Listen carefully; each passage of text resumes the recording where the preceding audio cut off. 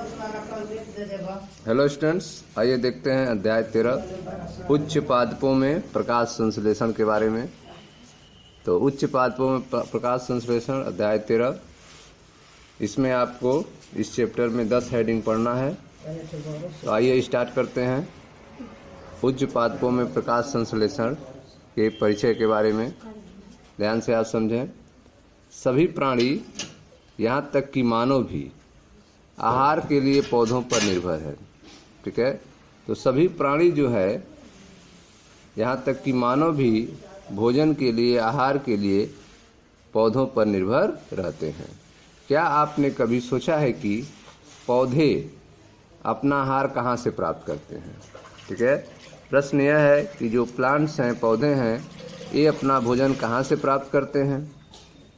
वास्तव में हरे पौधे अपना आहार संश्लेषित करते हैं।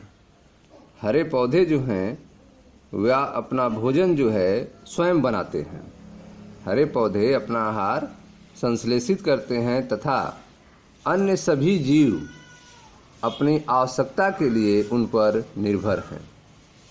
ठीक है, तो हरे पौधे जो हैं वे अपना आहार स्वयं बनाते हैं, संश्लेषित करते हैं, जबकि अन्य सभी जीव जो हैं वे अपनी आवश्यकता के लिए उन्हीं पौधों पर निर्भर रहते हैं। हरे पौधे प्रकाश संश्लेषण करते हैं। हरे पौधे प्रकाश संश्लेषण करते हैं। यह एक ऐसी भौतिक रासायनिक प्रक्रिया है जिसमें कार्बनिक यौगिकों को संश्लेषित करने के लिए प्रकाश ऊर्जा का उपयोग करते हैं। ठीक है, तो हरे पौधे प्रकाश संश्लेषण करते हैं। प्रकाश संश्लेषण एक ऐसी भौतिक रासायनिक प्रक्रिया है जिसमें कार्बनिक यौगिक को संश्लेषित करने के लिए प्रकाश ऊर्जा का उपयोग होता है। अतः कुल मिलाकर पृथ्वी पर रहने वाले सारे जीव ऊर्जा के लिए सूर्य के प्रकाश पर निर्भर करते हैं। पृथ्वी पर रहने वाले सारे जीव ऊर्जा के लिए सूर्य के प्रकाश पर निर्भर करते हैं। पौधों द्वारा प्रकाश संश्लेषण में उपयोग की गई सूर्य ऊर्जा पृथ्वी पर जीवन का आधार है। ठीक है, तो पौधों के द्वारा प्रकाश संश्लेषण में जो सूर्य की ऊर्जा उपयोग की गई है वह पृथ्वी पर जीवन का आधार है। ठीक है, आप पढ़ रहे हैं अध्याय 13 उच्च पादपों में प्रकाश संश्लेषण। ठीक है, इसके इंट्रोडक्शन के बारे में आपको बताया जा रहा है, परिचय के बारे में।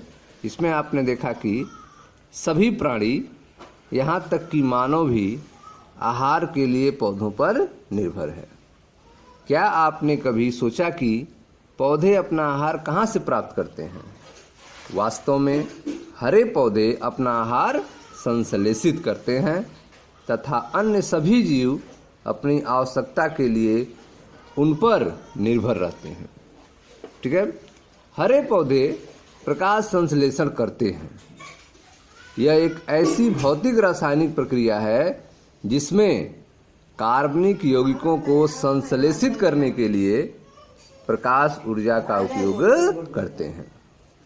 ठीक है, अतः कुल मिलाकर पृथ्वी पर रहने वाले सारे जीव ऊर्जा के लिए सूर्य के प्रकाश पर निर्भर रहते हैं। पौधों द्वारा प्रकाश संश्लेषण में उपयोग की गई सूर्य ऊर्जा पृथ्वी पर जीवन का आधार है। ठीक है, तो पौधों के द्वारा प्रकाश संश्लेषण में उपयोग की गई सूर्य ऊर्जा जो है वह पृथ्वी पर जीवन का आधार है। प्रकाश संश्लेषण के महत्वपूर्ण होने के दो कारण हैं। प्रकाश संश्लेषण महत्वपूर्ण है, इसके दो कारण है। यह पृथ्वी पर समस्त खाद्य पदार्थों का प्राथमिक स्रोत है। ठीक है, प्रकाश संश्लेषण के द्वारा जो भोजन बनता है, ठीक है, यह पृथ्वी पर समस्त खाद्य पदार्थों का प्राथमिक स्रोत है तथा यह परिवहन में, यह वायुमंडल में ऑक्सीजन छोड़ता है। ठीक है, तो आप देख रहे हैं कि प्रकाश संश्लेषण के महत्वपूर्ण होने के दो कारण है। पहला, यह पृथ्वी पर समस्त खाद्य पदार्थों का प्राथमिक स्रोत है और दूसरा यह वायुमंडल में ऑक्सीजन छोड़ता है। क्या आपने कभी सोचा है कि यदि सांस लेने के लिए ऑक्सीजन न हो तो क्या होगा? इस अध्याय में प्रकाश संश्लेषी मशीनरी तथा विभिन्न प्रतिक्रियाओं के विषय में बताया जाएगा जो प्रकाश ऊर्जा को रासायनिक ऊर्जा में रूपांतरित करती है। ठीक है, तो इस अध्याय में आपको प्रकाश संश्लेषी तथा विभिन्न प्रतिक्रियाओं के विषय में बताया जाएगा जो प्रकाश ऊर्जा को रासायनिक ऊर्जा में रूपांतरित करती है। ठीक है स्टूडेंट्स, तो यह था आपका अध्याय 13 उच्च पादपों में प्रकाश संश्लेषण के परिचय के बारे में। मिलते हैं नेक्स्ट वीडियो में। Thank you.